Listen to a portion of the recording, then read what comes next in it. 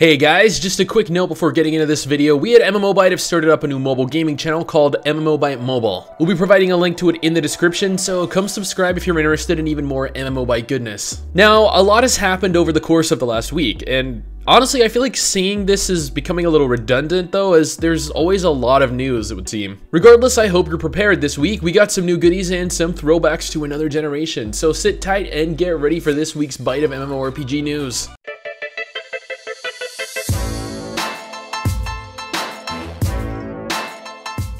This actually marks a first for me, talking about Final Fantasy XI, the predecessor to Final Fantasy XIV. Yes, the game is still very much alive and is actually getting a huge new update for the Red Mage class. You can read all about the buffs by visiting the official Final Fantasy XI website, but to summarize, there will be magic accuracy buffs, changes to enfeebling spells duration, changes to immuno break, and just so much more. So if this sounds like gibberish to you, then absolutely no problem. But if you understand what I'm talking about, then it may be exciting news for you, since Red Mages have been in dire need of some attention.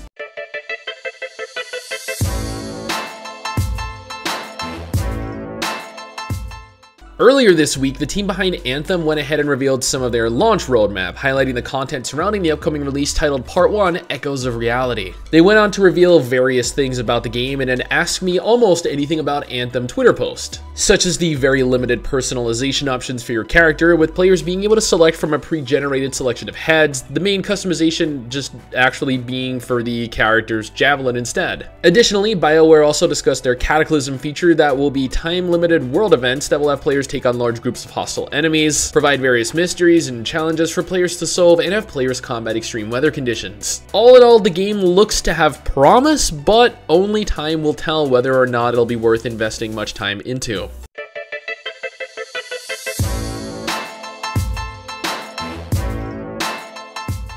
I know, this isn't something that I would normally include in a weekly news video, but I feel like I need to include it nevertheless. Apex Legends is the newest, most talked about battle royale game to hit the shelves, and I gotta say, kudos. The game, in less than 72 hours, has accumulated over 10 million players. Within 24 hours of its launch, it had gained over 2.5 million players and had over 600,000 concurrent players at any given moment during the day. Now, having hit over 10 million players, the game is sitting at over 1 million concurrent players online. That is a feat that not many games can achieve. So if you're looking to get into the next big craze, Apex Legends may very well be it.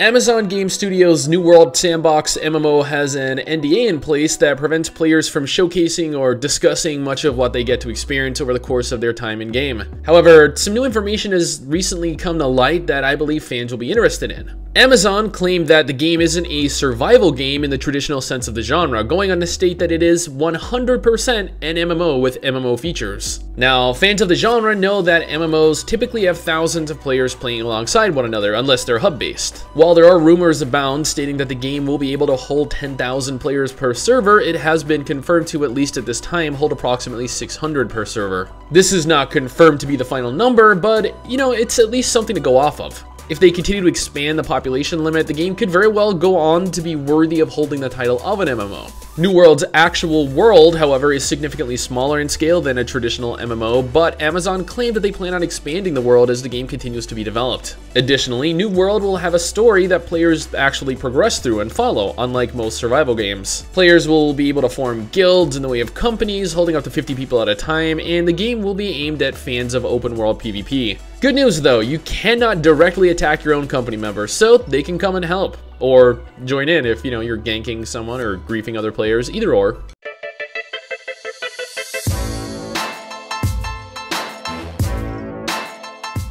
Here is an old one. Raise your hand if you've ever played Dark Age of Camelot. Okay, 2 of you, gotcha. For fans of the game, or hell, for players that have never even tried Dark Age of Camelot, now is a fantastic time to jump in. The game is hosting a plethora of events beginning this month that you'll no doubt want to participate in. Additionally, the team behind Dark Age of Camelot are hard at work introducing a realm versus realm population balancing system to hopefully rebalance the sides.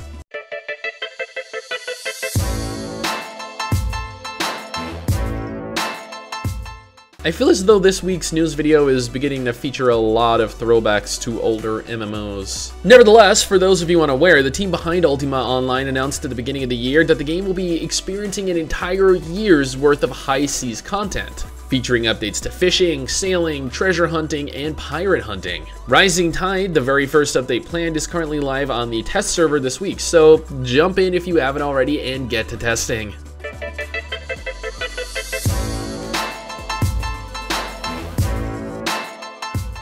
I know players have a very conflicted history with Star Wars: The Old Republic. It could have been so good, but ultimately just ended up going in the complete opposite direction of good, much to the dismay of fans. And that is alright. The game is still alive and kicking, regardless of its population issues. Its most recent update, though, Jedi Under Siege, didn't really do much in the way of remedying those issues. But the team behind the game have teased a possible reveal regarding the game's future plans during the next community event in April. So if you're one of the people still playing, do not lose hope yet. News is right around the corner. And by right around the corner, I mean like 2 months away. But I mean, it's still right around the corner.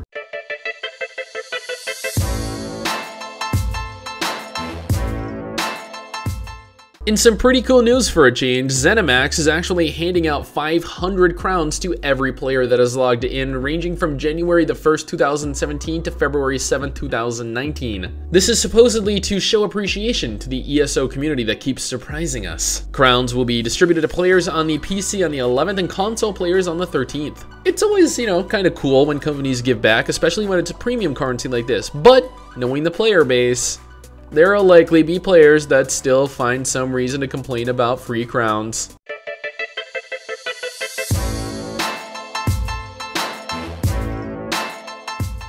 Here we go, a new take on the MMO genre. Roman's Age of Caesar is a strategy-themed MMO by Firefly Studios, the people that brought you the MMORTS Stronghold Kingdoms. Firefly described the game as a cooperative grand strategy MMO, with the game being a shared world builder that has players work alongside one another to attempt to rebuild the great cities of Rome. Players will supposedly be able to occupy the same large continent, building and trading with every other player on the same map. Each city is going to be comprised of up to 16 players, and each city will have to protect themselves from invasions while simultaneously attempting to establish trade partnerships and rebuild. This sounds like it could potentially be very, very fun.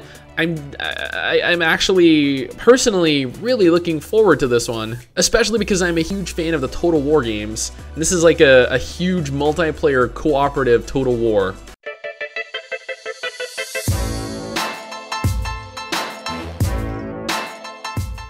Square Enix revealed that Final Fantasy XIV will be launching their third expansion titled Shadowbringers on July 2nd. This is roughly 5 months away, but Square went ahead and made pre-orders for the expansion readily available for players that want to prepare early. The pre-order bonus includes a new minion and an earring that provides players with a 30% boost to XP all the way up to level 70. To top it all off, players that pre-order now will also be able to get in the game early on June 28th for a minor head start. So, if you haven't already, then go right ahead and pre-order the expansion now. It brings with it the new Fran-inspired Viera race that fans of both Final Fantasy XII and Tactics would likely recognize, along with additional classes. I am going to be pre-ordering it as I am at this very moment playing it. Additionally, if you've never purchased Final Fantasy XIV but are an active Twitch Prime subscriber, then you can grab the base version of the game for free right now until May 3rd. This will provide the game completely free of charge with an entire month's worth of free game time for merely being a Twitch subscriber.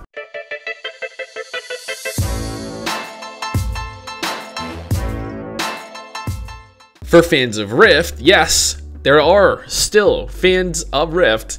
You'll be happy to know that Gamigo, having purchased Rift from Tryon last year, have finally rolled out an update for the game. Granted, the update only included a few tweaks, but was accompanied by a reassuring little note. In preparation for future content releases and to encourage more hybridization amongst tanks and raids, we have removed legendary hits from bosses in Bastion of Steel, Tartaric Depths, and Intrepid Rise of the Phoenix. Whether this is a confirmation that the game will continue to have additional content added as time goes on, or, you know, if the skeleton crew working to keep the game online will only focus on just that, keeping the game online remains to be seen. But we can still be hopeful, even though Gamigo is known as the MMO graveyard. And there's likely more news somewhere that I missed, but regardless, that sums up pretty much everything that happened over the course of the last week that I was aware of. If you know something that I missed, feel free to let me know in the comments below. Anyway guys, that is it for me. Thank you all for watching, and I'll see you all next time. Peace.